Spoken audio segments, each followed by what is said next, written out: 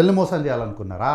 పార్టీకి ఒక టికెట్, ఇప్పుడు ఈయనకు కాకపోతే పార్టీకి ఒక టికెట్ రాదు, ఎట్టొకట గుడిలో మెల్లగా అందరు ఓడిపోయినా ఈయన గెలిచే అవకాశం ఉంటుంది కాబట్టి సరే ఏమీ లేని ప్రాతినిధ్యం అని ఉంటుందని చెప్పి తప్పనిసరి పరిస్థితులుగా తను నొప్పించిండు అన్నట్టు ఇచ్చిర్రా? ఎందుకు ఇచ్చారు టికెట్? మరి విషయం చెప్పాలి కదా. కాబట్టి ఏంది అంటే వీళ్ళు ఎట్లా మాట్లాడతారంటే బీజేపీలో ఉంటేనే హిందూ, బీజేపీలో ఉండకపోతే హిందూ కాదు అన్నట్టు మాట్లాడతారు. ఇంక ఇప్పుడు మనం బొట్టు పెట్టుకోవాలన్నా వెంకటేశ్వర స్వామికి కానీ లేకపోతే ఆంజనేయ స్వామి కానీ మొక్కాలంటే వీళ్ళ పర్మిషన్లు తీసుకోవాలేమో. అంటే గతంలో రాజశేఖర రెడ్డి గారు అన్నారు కదా, తెలంగాణలోకి రావాలంటే మేము పాస్పోర్ట్లు తీసుకోవాలని అన్నట్టు. ఇప్పుడు మనం దేవాలయంకి వెళ్ళాలంటే వీళ్ళ దగ్గరికి ఒక లెటర్ తెచ్చుకోవాలి. ఏంటి, వీళ్ళు దేవుడిని మొక్కొచ్చు అని. గిట్లా మీరు దేవుడిని మొక్కనీయకపోతేనే కొంతమంది కొన్ని కులాల వాళ్ళు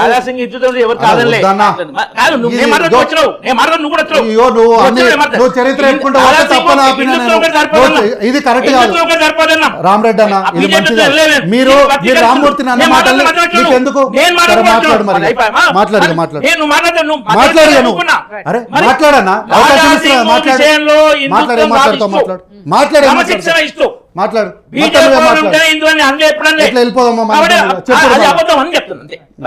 పాయింట్ కూర్చోండి, మరి వారి చీరలకు మీరు వెళ్ళండి, వారితోనే పాయింట్ మాట్లాడదు. మీరు హిస్టరీ అంతా తప్పు చెప్పుకుంటూ పోతే నేను హిస్టరీ చూడండి అన్న, మరి నేను గంట చెప్తాను, వారి పర్మిషన్ తీసుకుని నీతో మాట్లాడినాను ఏమన్నా. కాబట్టి మీరు రామ్మూర్తి గారు మాట్లాడారు. ఇప్పుడు రామ్మూర్తి గారు మాట్లాడేటప్పుడు మీరు ఒక వ్యాఖ్య చేసిరు, మరి వారికి చేసిన వ్యాఖ్యను ఇప్పుడు మీకు అప్లై అవుతుంది కదా. మనం ఎదుటి వారిని అన్నప్పుడు మనం దాన్ని పాటించాలి. మీరు ఓపిక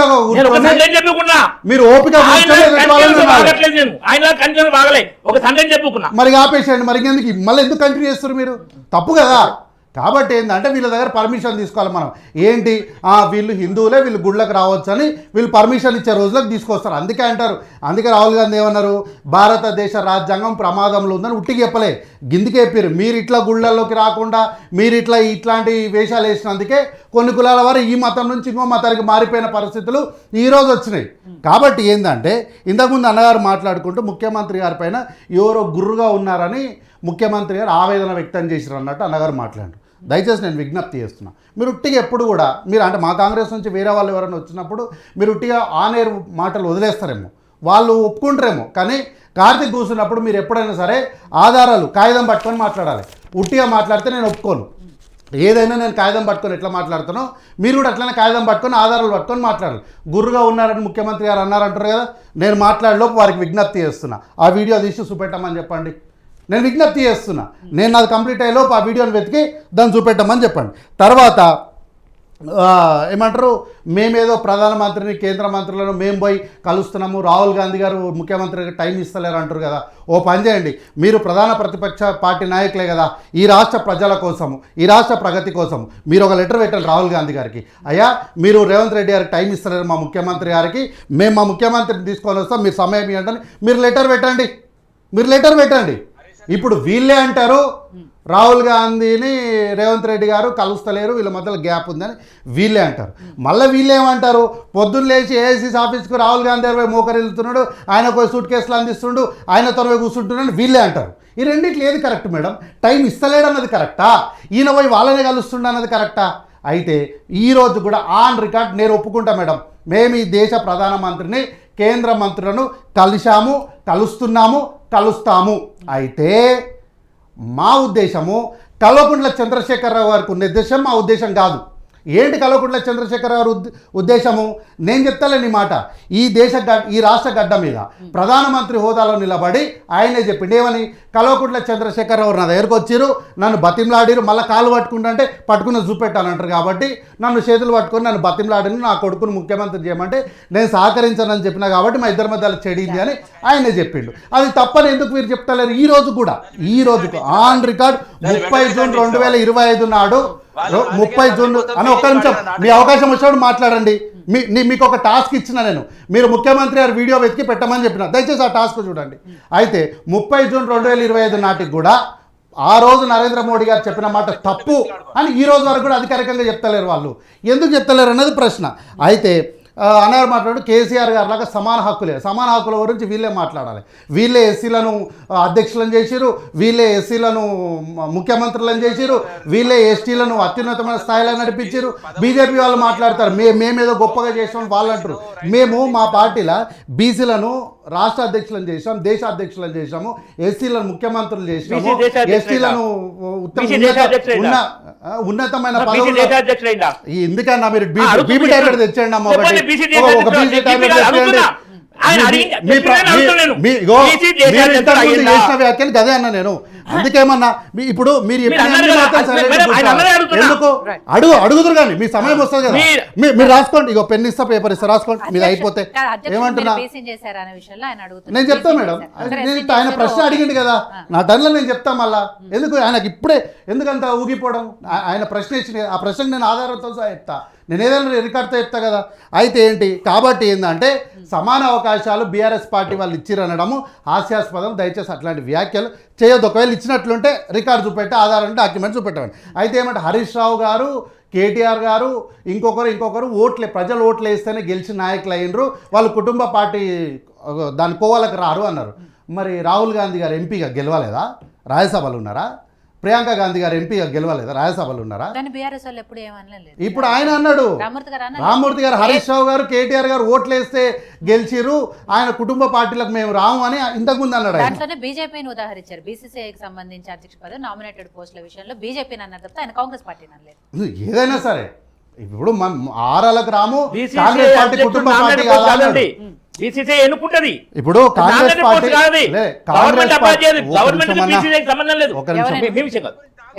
ఒక నిమిషం అయితే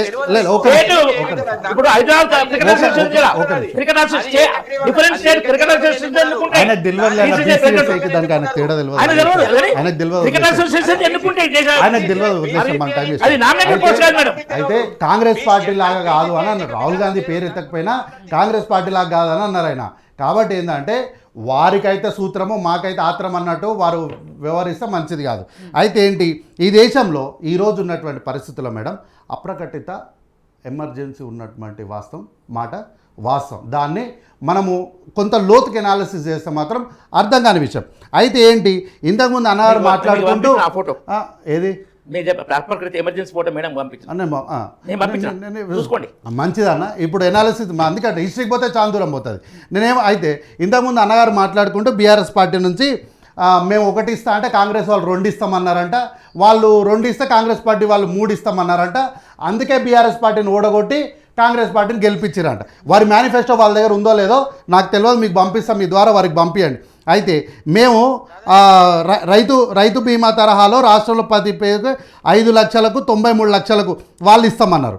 అయితే ఏంది మేము 2500 ఇస్తామని చెప్పిన మహిళలకు. వాళ్ళు ఏమన్నారు, అర్హులైన మహిళలకు 3000 రూపాయలు జీవన భృతి అన్నారు.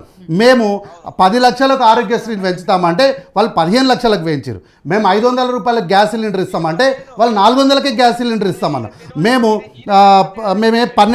మేమేంది రైతు పెట్టుబడికి మేము 15,000 ఇస్తామంటే వాళ్ళు 16,000 ఇస్తామన్నారు. మేము పెన్షన్లు 4,000 ఇస్తామంటే వాళ్ళు 5,016 రూపాయలు ఇస్తామన్నారు. కాబట్టి ఇట్లా మేమేమీ ఎక్కువ చెప్పలేదు, మేము తక్కువనే చెప్పినా, మాకన్నా ఎక్కువ చెప్పినా కూడా ప్రజలు వాళ్ళని నమ్మలేదు, విశ్వసించలేదు. అయితే ఈ రాష్ట్రంలో ఈరోజు బీజేపీ పార్టీ వాళ్ళు రామ్మూర్తి అన్న నువ్వు ఇట్లా డిస్టర్బ్ చేసినావు అనుకో, ఇది నీకు భావ్యం కాదు, మంచిది కూడా కాదు. నీకు ఒక టాస్క్ ఇచ్చినప్పుడు ఆ టాస్క్ను చూడాలి గంతే. మీ ఇట్లా రన్నింగ్ కామెంట్ వేసావు అనుకో, నువ్వు చర్చలో వేస్ట్. రేపు పొద్దున్న రాజకీయాలు ఎప్పుడు ఎదురవు తెలుసా? నువ్వు రాజకీయాలను ఎప్పుడు ఎదురవు, గట్లనే ఉంటావు. కార్యకర్తలాగా ఎప్పుడు గట్లనే రూమ్ లోనే ఉంటావు, ఎప్పుడు పైకి రావు. రాజకీయాల్లో నువ్వు ఎప్పుడు పైకి రావు, ఇంకా గట్లనే ఉంటావు. అర్థమైందా? రాజకీయాలు నువ్వు పైకి రావాలంటే ఓపిక, సహనం, వినడం నేర్చుకోవాలి. సబ్జెక్టు పేపర్ పట్టుకొని మాట్లాడడం నేర్చుకో.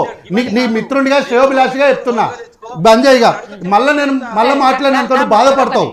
అయితే మేడం నువ్వు అడుగుతానే గమ్మునుండి మళ్ళీ ఎందుకు అడుగుతున్నావు? ఆగురాదు ఆగు మళ్ళా ఎందుకు ఆల్రెడీ ఒక విషయం అడిగిర్రు ఆయన, ఏదైతే మీరు ముఖ్యమంత్రి గారు అన్నారు ఒక విషయం అడిగినా సూటిగానే అడిగినా చెప్పాడు. మా నాయకులే నా మీద గురుగా ఉన్నారని ముఖ్యమంత్రి రేవంత్ రెడ్డి గారు అన్నారంటే ఆ వీడియో ఉంటే చూపించండి అంటారు. చెప్పండి ఏం అడిగినారు, నన్ను ఏం అడిగిండు? అదే నేను సరిగా వినలేదు. కాంగ్రెస్ పార్టీ నాయకులు సొంత పార్టీలో మా పార్టీ నాయకులే నా మీద గుర్రుగా ఉన్నారు అని రేవంత్ రెడ్డి గారు అన్నారు అని మీరు ఏదైతే అన్నారో ఆ వీడియో ఉంటే చూపించండి. ఆ రికార్డ్ మొత్తం చూడండి నేను మాట్లాడింది. ఇప్పుడు ఈ మన సంభాషణలో ఈ మాట ఉంటే నేను దానికి దేనికంటే అనుకుంటా. నేను అది మాట్లాడలేదు, నేను ఆ మాటే మాట్లాడలేదు. మీరు సార్ చెప్పండి, మీరే చెప్పండి అమ్మా. ఎవరు సృష్టించినా వాళ్ళే సమాధానం చెప్పుకోవాలి. నేను ఆ మాట అనలేదు. అవసరమైతే నా రికార్డ్ మొత్తం పరిశీలించండి. ఇక పీసీఆర్ చెప్పి దాన్ని ప్లే చేయమనండి. ఇక ఎందుకే నేను ఏమంటా అంటే రామ్మూర్తి గారి విషయంలో అందుకే ఏమవుతుంది అంటే ఒక చర్చలో ఒక పెద్ద మైనస్ ఏంటి అంటే రామ్మూర్తి గారు చర్చను ఫాలో గారు. రామ్మూర్తి గారు ఏం చేస్తారంటే ఇంకో ఫోన్ పెట్టుకొని కేసీఆర్వి కేటీఆర్వి వీడియోలు ఫాలో అవుతారు. వాళ్ళు మాట్లాడిన మాటలు తీసుకొచ్చి ఇక్కడ పెడతారు. అదే చర్చను ఫాలో గారు. ఇప్పుడు ఆయన అన్న మాటనే ఆయన మర్చిపోయి మళ్ళీ నేను అనలేదు అని అంటే దేనికంటే దానికి సిద్ధమని ఛాలెంజ్ చేస్తున్నాడు. ఇప్పుడు దాన్ని తీసుకొస్తే ఏం చేస్తారు? జీవితంలో చర్చలో పాల్గొనకుండా ఛాలెంజ్ తీసుకుంటారా? అడగండి. స్టూడియోకి ఎప్పుడు వచ్చినా కూడా ఆధారాలతో వచ్చిన పేపర్ కూడా పట్టుకుని వచ్చినా మీరు కూడా చూసింది. ఎన్నిసార్లు వచ్చినా కూడా నేను ఆధార్ లేదు మాట్లాడను. నేను ఇది మాట మాట్లాడలేదు. అవసరమైతే ఆయన ఎవరైతే సృష్టించాలో ఎవరైతే మాట్లాడో వాళ్ళు సమాధానం చెప్పాను. దానికి అభ్యంతరం లేదు. నేను రిక్వెస్ట్ చేస్తాను పీసీఆర్ గారిని తీసి చూపెట్టండి. ఆయనకు నేను ఛాలెంజ్ చేస్తున్నా. మరి ఇంకెప్పుడు జీవితంలో డిబేట్లలో కూర్చోనని చెప్పమనండి. ఎందుకు అన్న ఇగో రామ్మూర్తి అన్న వదిలేసే అన్న వదిలేసి నేను మాట్లాడలేదని చెప్తున్నా కదా. ఎందుకు నీకు అవసరమైతే వాళ్ళు పీసీఆర్ ప్లే చేయమను. వదిలే అన్నాను, నువ్వు వదిలేసాయి. అయితే ఈ రోజు రాష్ట్రం మాట్లాడలేదంటే మరి వదిలేసేమంటావు నువ్వు. నాకు అర్థం. ఈ రోజు రాష్ట్రంలో నా మీద నువ్వు జాలి చూసుకోవాల్సిన అవసరం లేదు. విన్నావా? నేను ఏది మాట్లాడినా అని చెప్తా, బరాబర్ చెప్తా దాని సమాధానం. అరే తెలుగుందా అన్న నీకేమన్నా? మనిషివేనా నువ్వు? అసలు కొంచెమన్నా ఇంగిత జ్ఞానం ఉండాలి కదా. నేను తిట్టిందా? ఇదే మాట సోయిన మాట మాట్లాడు. మనిషివైనా మాట్లాడుతున్నా. అరే ఉన్నా మేము మాట్లాడద్దా? నీకు నోటితులో బాగున్నది మంచిది కాదు. అది తీరుస్తుందా నీకు? తీరుస్తుందా? తీరుస్తా. సబ్జెక్ట్ మాట్లాడినప్పుడు గమ్మున ఉండాలి అంతేగా. తిట్లు బంద్ అయ్యి నువ్వు ఆ క్యారెక్టర్ మంచిగా ఇంకో స్టూడియో విలువ. నేను అయితే మేడం ఈరోజు రాష్ట్రంలో కొన్ని విషయాలు జరుగుతున్నాయి. ఏంటి? పక్క రాష్ట్రంలో ఆంధ్రప్రదేశ్ రాష్ట్రంలో ఉన్నటువంటి విషయాలను తీసుకొచ్చి ఇక్కడ ఆపాదిస్తున్నారు. ఎందుకు ఆపాదిస్తున్నారు? ఎందుకు మీరు రాష్ట్రంలో అలజడిలు సృష్టిస్తున్నారు? వాళ్ళెవరో రపారపానంటే మీరు ఈడొచ్చి పోస్టర్లు పట్టుకొని రపారపా అని వాళ్ళేదో స్టూడియోల మీద జర్నలిస్టుల మీద దాడులు చేస్తే ఈరోజు మీరు వచ్చి స్టూడియోల మీద జర్నలిస్టుల మీద ఎందుకు దాడి చేస్తున్నారు? ఇప్పుడు గతంలో రేవంత్ రెడ్డి గారి పైన ఉత్తమ్ గారి పైన ఓ ప్రముఖమైనటువంటి వాళ్ళ పార్టీకి సంబంధించి ఒక ఛానల్ వార్తలు టెలికాస్ట్ చేయలేదా? టెలికాస్ట్ చేసినప్పుడు ఈరోజు జగదీశ్వర్ రెడ్డి గారు ప్రెస్ మీట్ పెట్టి మాట్లాడుకుంటూ ఒక మాట అన్నారు. ఏంటి? ఈయన భూత పురాణము రేవంత్ రెడ్డి గారి భూత పురాణము వినిపించలేదా? జర్నలిస్టులను ఎట్లా మాట్లాడిండో వినలేదా అని అన్నారు. అయితే నేను ఒక విషయం మిమ్మల్ని రిక్వెస్ట్ చేస్తాను. నాకు కొంచెం అంటే ఈ విషయంలో మాత్రం నాకు ఎగ్జామ్షన్లో టైం ఇవ్వండి అన్న. ఎగ్జామ్షన్లో టైం ఇవ్వండి. రేవంత్ రెడ్డి గారు మాట్లాడేటప్పుడు ఏమన్నాడు? ఎస్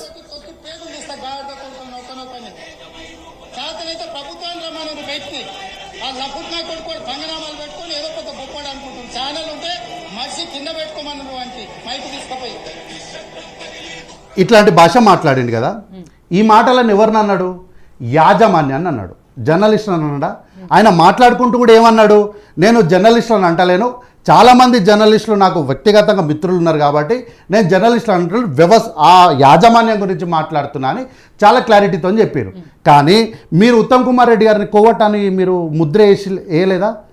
బట్టి గారు అమ్ముడు పోయిండ్రని మీరు వార్తలు చెప్పలేదా? సంపత్ కుమార్ గారు సంచులు అందుకపోయారని మీరు వార్తలు చెప్పలేదా? ఆ రోజు ఏ రోజు అన్న రాష్ట్రంలో ఇట్లాంటి మీడియా సంస్థల మీద దాడులు చేయడం కానీ జరగడం కానీ మీరు ఎప్పుడైనా పరిస్థితులు చూసిరా? ఈరోజు మహా న్యూస్ అనే ఒక ఛానల్ పైన ప్రత్యేకంగా వీళ్ళు దాడి చేయాల్సిన కారణం ఏమొచ్చింది తెలుసా మేడం? ఎందుకు దాడి చేసినారు తెలుసా? వీళ్ళు ప్రత్యేకంగా దాడి చేయడానికి కారణం ఏంది అంటే వారు మాట్లాడుకుంటూ ఒక విషయాలు ఏంటి చాలా మందితో పోల్చుకుంటే ఆయన ఒక జెడ్పీటీసీగా గెలిచి ఏబీవీపీలో పనిచేశారు, తర్వాత జెడ్పీటీసీగా గెలిచారు ఇండిపెండెంట్గా. అంటే రేవంత్ రెడ్డి గారి గురించి గొప్పగా మంచిగా మాట్లాడారన్న ఒకే ఒక కారణంతో ఆ ఛానల్ మీద దాడి చేసి బాల్క సుమన్ గారు వచ్చి ఏమంటారు? మేము అడవుల్లో పోవాలా, మేము ఇక్కడ ఉండొద్దా ఆ అని ఛానల్ అంటారు. ఆ ఛానల్ వాళ్ళు పెట్టిన thumbnails అవి ఆ కనిపించలేదా? thumbnails ఆ thumbnails కనిపించలేదా? మేడం వాటిని ఒక్క support నిమిషం చేస్తారా? మేడం. ఇప్పుడు ఇదే వేదిక ఇదే ఎల్లుండి మీ మీద అవుతుంది, మీరు కూడా దాడి చేస్తారు. రేవంత్ రెడ్డి మీద కూడా రేపు ఆ విధంగానే ప్రచారం చేయొచ్చు, అది కరెక్ట్ కాదు. పోలీసులు ఏదో స్ట్రిక్ట్ ఉన్నది. ఇప్పుడు ఏమనాలి చెప్పండి మేడం. ఆయన ఏమనాలి ఇప్పుడు ఆయన చర్చ ఫాలో కాడు, నేను ఏమనాలి చెప్పండి. మళ్ళీ అంటేనేమో బాధపడతాడు, ఫీల్ అవుతాడు. దయచేసి మేడం వద్దు, ఇట్లాంటిది వద్దు దయచేసి. ఆయన మ్యూట్ లో పెట్టండి, నా సమయం అయిపోయేవరకు ఆయన మ్యూట్ లో పెట్టండి. It's a waste of scrap అది. ఇప్పుడు అసలు ఆ అంశం కూడా మనకు లేదు చెప్పాలి, ఇది రాష్ట్ర ప్రజల గురించి లేదు, దానికి రిలేటెడ్ కాబట్టే చెప్తున్నా మేడం. నేను ఎప్పుడు టాపిక్ డైవర్ట్ గా, నేను రిలేటెడ్ కాబట్టే చెప్తున్నా. అయితే ఆయన ఆపండి మేడం ప్లీజ్, ఆయన దయచేసి మ్యూట్ లో పెట్టండి. ఇది స్క్రాప్ మేడం, ఇది రామూర్తి గారు, please. మీకు దయచేసి బీఆర్ఎస్ పార్టీలో మేధావులు లేరంటే నేనన్నా నంబర్లు ఇస్తాను మీకు. మాట్లాడడం అది ఆ విధంగా thumbnails పెట్టడం తప్పు, అది కరెక్ట్ కాదు. అరే ఊకరా నాయన, నేను అదే అడుగుతున్నా. తప్పుగా భావించి వాళ్ళు కూడా తప్పుగా భావించి వాళ్ళు తీసేసిల్లు. దాని గురించి మళ్ళా మాట్లాడి ఎందుకు ఇదంతా? వాళ్ళు తీసేసిల్లు, అవన్నీ వీడియోస్ అన్ని తీసేసిల్లు. అవసరం మీకు క్రాస్ చెక్ చేసుకోండి. సరే, తప్పు కాకపోతే ఎందుకు తీసేసుకోరు? అట్లే రేవంత్ రెడ్డి గారిని పొగిడినందుకు కాదు, వాళ్ళు రాంగ్ thumbnails అవన్నీ పెట్టినందుకు వేస్ట్ ఆ అవన్నీ. పరిస్థితి ఆ ప్రశ్న మీరు అడుగుతారు కదా, మీకు తెలుసు కదా, మీరు జర్నలిస్టే కదా. నేను అడిగాను కూడా కదా already. మరి ఎందుకు ఆయన అన్ని మీడియాలు సరే రామూర్తి గారు, మళ్ళీ ఇదంతా పక్కకి వెళ్ళిపోతుంది, డైవర్ట్ అయిపోతుంది. మనకి చాలా టైం కూడా అయిపోయింది కాబట్టి ఆయన వదిలేసాను. మ్యూట్ లో పెట్టండి మేడం. వద్దు, వేరే వాళ్ళు మాట్లాడేటప్పుడు ఆయన మాట్లాడకపోవడాన్ని నేర్పియండి ఆయనకు ఫస్ట్. అయితే లేదు మేడం, అయితే నేను రిలేటెడ్ చెప్తున్నా. నేను ఎందుకు ఈ విషయం చెప్పిన అనేది ఒక్క నిమిషంలో కంప్లీట్ చేసి చెప్తాను నేను ఎందుకు చెప్తున్నాను. అయితే thumbnails అన్నారు కదా, ఇప్పుడు ఇక్కడ ఈ వేదిక పైనే మేము మాట్లాడినప్పుడు కొన్ని రిలేటెడ్గా మీరు thumbnail పెడతారు, కానీ అందులో కంటెంట్ వేరు ఉంటుంది. అంటే కంటెంట్ అంటే ఒక దగ్గర ఉన్న పదాన్ని ఇంకో పదాన్ని దాన్ని లైన్ చేసి పెడతారు. అంత మాత్రాన మీరు కేవలం thumbnail పెడితే రేవంత్ రెడ్డి గారు ఏం చేసిర్రు? యాజమాన్యాన్ని తిట్టిండ్రు, యాజమాన్యం పైన ప్రెస్ మీట్ మాట్లాడారు, యాజమాన్యం పైన కంప్లైంట్ ఇచ్చారు. దాడులేంది మేడం? అంటే మీడియా వ్యవస్థల పైన దాడులు చేస్తారా మీరు? అంటే ఒక thumbnail పెడితే మేము కొట్టే హక్కు ఎవరు ఇచ్చిండ్రు? ఈరోజు రప్పరప్ప వేసేస్తామంటే ఎవరు వేస్తారు సార్? మీరు రప్పరప్ప 10 ఏళ్ళు మీరు రప్పరప్ప వేసిర్రు, అందుకే ప్రజలు తీసుకుపోయి మిమ్మల్ని పక్కన కూర్చోబెట్టారు. మళ్ళీ ఈరోజు మేము రప్పరప్ప వేస్తామని. కాబట్టి ఈ సంస్కృతి జర్నలిస్టుల పైన మీరు thumbnail పెట్టిరు అనుకోండి, మీకు బాధ అనిపించింది, తప్పు అనిపించింది, ఈ రాష్ట్రంలో కోర్టులు ఉన్నాయి కదా, పోయి ఒక అఫిడవిట్ దాఖలు చేయండి. కానీ దాడులు చేయడం ఏంటి జర్నలిస్టుల పైన? నేను అదే అడుగుతున్నా. కాబట్టి ఏంటంటే ఈరోజు రాష్ట్రంలో ఎక్కడ కూడా అశాంతికి అహింసకు తావు లేకుండా మేము పాలన చేస్తున్నాం. చేసేదాన్ని ఈరోజు దాన్ని సహించలేనటువంటి పక్కన ఉన్నటువంటి కూటమి పార్టీ, ఈడ ఉన్నటువంటి ప్రతిపక్షంలో ఉన్నటువంటి బీఆర్ఎస్ పార్టీ, వీళ్ళందరూ ఏంది అంటే ఏదో ఒక రకంగా దీన్ని మొత్తానికి విధ్వంసం చేసి మనం ఇక్కడ రాజకీయ లబ్ధి పొందాలన్న ఉద్దేశంతోనే ఈరోజు చంద్రశేఖరరావు గారికి గురువు గారు అయినటువంటి చంద్రబాబు గారి ఆదేశాల మేరకు, వీరు కల్వకుంట్ల చంద్రశేఖరరావు గారి సూచన మేరకే ఈరోజు బీజేపీ పార్టీలో రామచంద్రరావు గారికి ఎన్నిక జరుగుతుందన్నమాట నిజము. ఎందుకు అరవింద్ గారి పేరు రాలేదా? ఎందుకు ఈటల రాజేందర్ గారిని ఆ రోజు మీరు పార్టీలోకి తీసుకునేటప్పుడు మీరు ఆయనకు చేసిన ప్రామిస్ లేంది? మీరు ప్రామిస్ లేంది మీరు చేసిన మేడం ఇంటరప్షన్స్ ఎప్పుడు వస్తాయి తెలుసా? మన గురించి నిజాలు బయటికి వెళ్ళిపోతే తట్టుకోలేని పరిస్థితులు మాత్రమే వస్తాయి. ఏమంటారు? తట్టుకోలేనప్పుడు మాత్రమే వస్తాయి. అయితే ఈ రోజు రాష్ట్రంలో ఏబీపీ బీజేపీ ఉన్నాడు, కాంగ్రెస్ బీఆర్ఎస్ వచ్చిందా?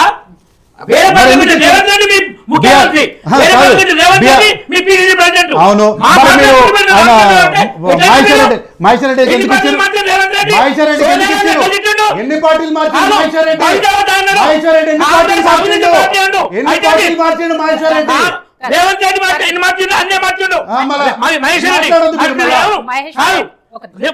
రామరెడ్డి గారు. మహేశ్వర్ రెడ్డి గారికి ఎందుకు ఇచ్చారో ఆయన ఇందాకే రీజన్ చెప్పారు.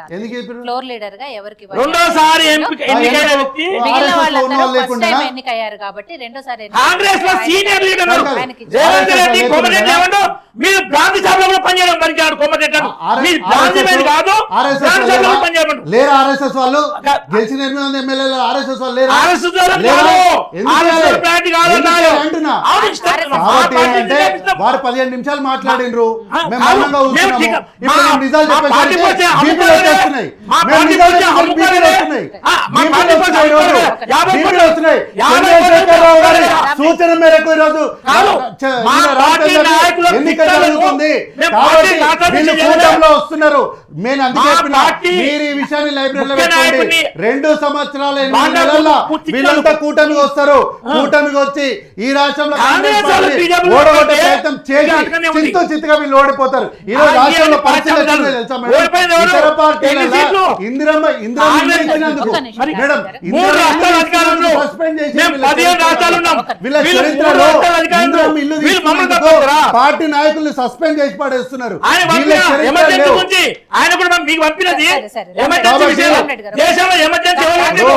రాజ్యాంగాన్ని ఆయన ఏం ఎవరు పెట్టారు? మాట్లాడుతున్నారో నాకు అర్థమవుతలేదు. రాజ్యాంగం మొత్తం డ్రామాలు నేను ఎవరు చేస్తున్నారు? మాట్లాడేదాన్ని మరి వింటలేడు. చెప్తాను ఆయన మరి. బీపీ వస్తుంది. కాదు, ఆయనకు ఏదో బీపీ టాబ్లెట్ కేసీఆర్ వేయండి చెప్తున్నావు, దయచేసి. బీపీ లేదని మంచినీళ్ళని కేసీఆర్ ఆయనకు చెప్తున్నావు, ఆల్రెడీ బండి సంజయ్ గారు చెప్పారు ఈ ఫాల్తు మాటలని.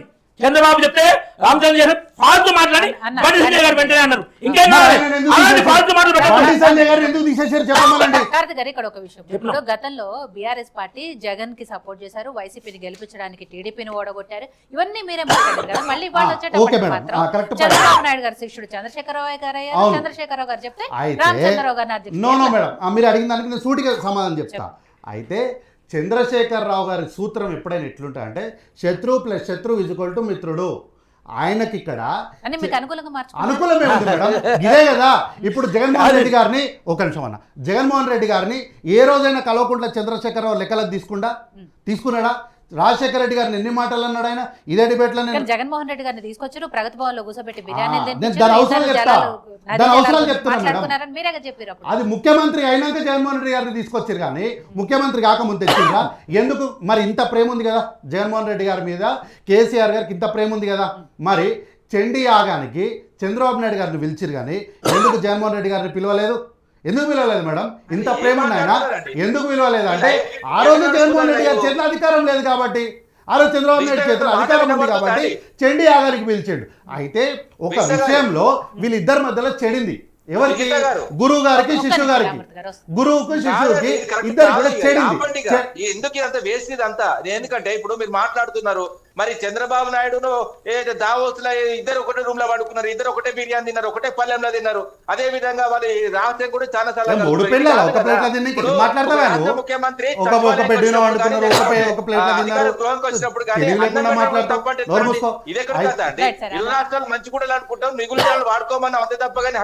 రేవంత్ రెడ్డి డైరెక్ట్ చెప్పిండు, నేను ఆర్ఎస్ఎస్ స్కూల్లో చదువుకున్నా, చంద్రబాబు కాలేజీలో చదువుకున్నా, రాహుల్ గాంధీ దగ్గర ఉద్యోగం చేస్తున్నాను, ఆర్ఎస్ఎస్ హై స్కూల్లో చదువుకున్నా. ఆయన చెప్పుకుంటూ దాని తప్పలేదు. కానీ మా రామచంద్రరావు గారు ఆ రోజు చాలా టైం అయింది. అయితే ఆ రోజు జగన్మోహన్ రెడ్డి గారు ఆయన మ్యూట్ చేయండి మేడం ప్లీజ్, టైం వేస్ట్ అవుతుంది. అయితే చంద్రబాబు నాయుడికి చంద్రశేఖరరావు గారికి చెడినప్పుడు ఏంది? ఆయన బాగా వెతికిండు. ఇప్పుడు ఈయన నాకు శత్రువు అయ్యిండు, ఈ శత్రువుని ఎట్లా ఢీ కొట్టాలి, నేను ఒంటరిగా ఢీ కొట్టలేను కాబట్టి జగన్ పోయి ఆలింగనం చేస్తుండు. ఎప్పుడు ఆలింగనం చేస్తుండు చంద్రబాబు నాయుడు? నువ్వేం చెప్పేది? డైరెక్ట్ ముఖ్యమంత్రి చెప్తాడు కదా, ఇక నువ్వేం చెప్పేది? కాదు, ఇంకొకటి చంద్రబాబుకు కేసీఆర్ మంచిగుందా ఇప్పుడు? చంద్రబాబు కేసీఆర్ మంచిగుందా ఇప్పుడు? వాళ్ళిద్దరు మంచిగా ఉన్నారు మేడం. ఇప్పుడు కూడా మంచిగా ఉన్నారు. ఇప్పుడు మంచిగున్నారు కాబట్టి ఈ దాడులన్నీ వ్యవస్థలన్నీ ఏమంటున్నా. ఇప్పుడు ఆయన ఒక ఆయన పక్కన ఎర్ర బుక్ రాస్తా అన్నాడు, ఇప్పుడు ఈమె వచ్చి నేను పింక్ బుక్ రాస్తా అన్నది. మరి ఆ పింక్ బుక్ ఏమైంది? ఈ పింకులు చెప్పాలి మళ్ళా. ఆయన ఎర్ర ఇప్పుడు ఎవరికి ఆదర్శంగా అసలు తప్పట దయ్యాలు ఎక్కడున్నాయి? బీఆర్ఎస్ లో దయ్యాలు ఎవరెవరు? కాబట్టి బీఆర్ఎస్ లో ఉన్న దయ్యాలు ఎవరు? కవిత చెప్పింది కదా, ఇవన్నీ ఎటో పోతుంది. కవిత చెప్పిన దయ్యాలు ఎవరెవరు? జగ్గయ్య గారు ఫైనల్ గా మీరు చెప్పండి. సరే, రాజాసింగ్ గారికి రాజీనామా గురించి మాట్లాడుకుందాం.